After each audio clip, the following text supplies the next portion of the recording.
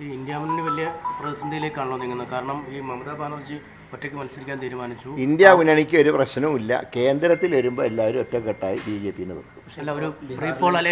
ചില സ്റ്റേറ്റുകളിൽ പരസ്പരം മത്സരം ഉണ്ടാവും. ഇപ്പോൾ കേരളത്തിലില്ലേ മത്സരം? എന്ത് ഇന്ത്യ മുന്നണി ഉണ്ടെങ്കിൽ ഞങ്ങൾ CPM-ആയിട്ട് സഹകരിക്കില്ലല്ലോ. കാരണം ഇവിടുത്തെ CPM ഫലത്തിൽ NDA ആണ് കേരളത്തിലെ. അതുകൊണ്ട് ഞങ്ങൾ സഹകരിക്കുന്നില്ല. ബംഗാൾ തർക്കങ്ങളുണ്ട്. ഞങ്ങളുടെ ഏക MLA-നെ വരെ പാർട്ടി മാറ്റിയ ആളാണ് മമതാ ബാനർജി. അതുകൊണ്ട് അവിടെയും ചില അസ്വാരസ്യങ്ങളുണ്ട്. പക്ഷേ എന്നാലും പാർട്ടി അവിടെ ശ്രമിക്കുന്നുണ്ട്. പിന്നെ നിതീഷ് കുമാർ പോവുകയോ പോവാതിരിക്കുകയോ ചെയ്യാം. അതുകൊണ്ടൊന്നും ഇന്ത്യ സഖ്യത്തിന് കുഴപ്പമുണ്ടാവില്ല. ചില പ്രബല കക്ഷികൾ ഇപ്പോഴും ഉറച്ചു നിൽക്കുന്നുണ്ട്.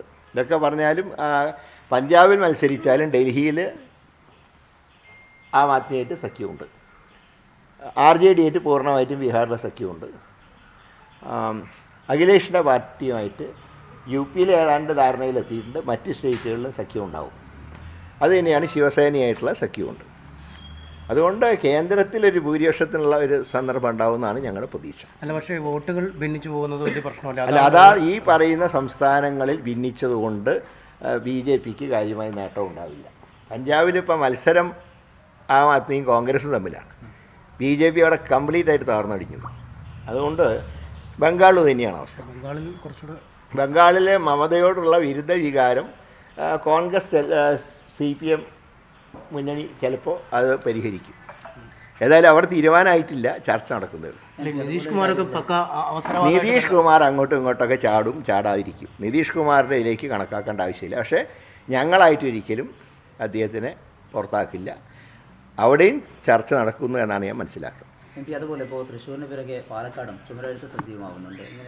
അത് പ്രവർത്തകരുടെ ആവേശമല്ലേ, ആവേശം തണുപ്പിക്കണ്ട. ഏതാ വടകരയിലായിട്ടില്ല ഞാൻ പറഞ്ഞു. അല്ല, അവിടെ UDF ബുക്കിടുന്ന് എഴുതാൻ പറഞ്ഞിട്ടുണ്ട്. അത് ആയിട്ടില്ല. അത് 30-ാം തീയതി ശേഷം പറയാം. ഇല്ല, വയനാട് രാഹുൽ ഗാന്ധിയാണല്ലോ മത്സരിക്കുന്നത്. ഒരു മാറ്റമില്ല.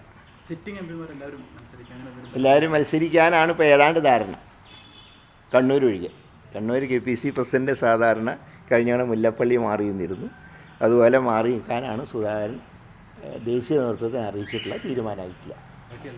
ബാക്കി എല്ലാവരും ഉണ്ടാവും എന്നാണ്. ചുമരെഴുതാൻ തിരക്കൊന്നും ഇല്ലല്ലോ. ഇനി എത്ര കിടക്കുന്നു? ഇപ്പോഴെഴുതിയാൽ ചിലപ്പോൾ മഴയത്ത് മഞ്ഞു പോകും.